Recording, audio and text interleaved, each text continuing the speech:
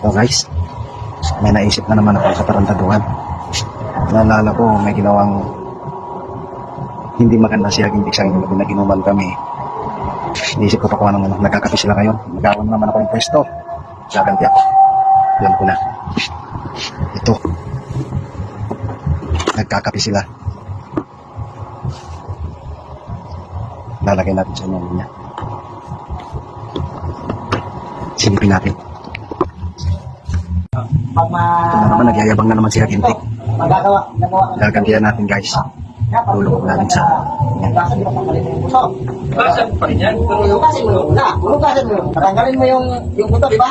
Pagtanggal mo ng buto, huwag mo nang hugasan. Yung para yung alam mo yung lamsa ng isda, hindi talaga mawala. Oo. Hugasan mo man ng ano. Para ano lang yan. Para ano lang yan. Ganun kasarap. Kapag ganun Ano pinag-usapan nyo? bukas na, ano? Bagong bukas na napkin ba? Yun yung masarap. Yun. Bilisan nyo, magkapi dyan at kakain din ako. Nagugutom na kaya ako. Paano kumakain lang dyan kayo? Mainit pati. Lakas ng trip nyo ah. Ang init ng paano, nagkakapi kayo. Yan nga yung maganda eh. Naka-Starbucks sa ulo. Kapi mo na! Pinagpapawisan nga ako at mainit ang panahon.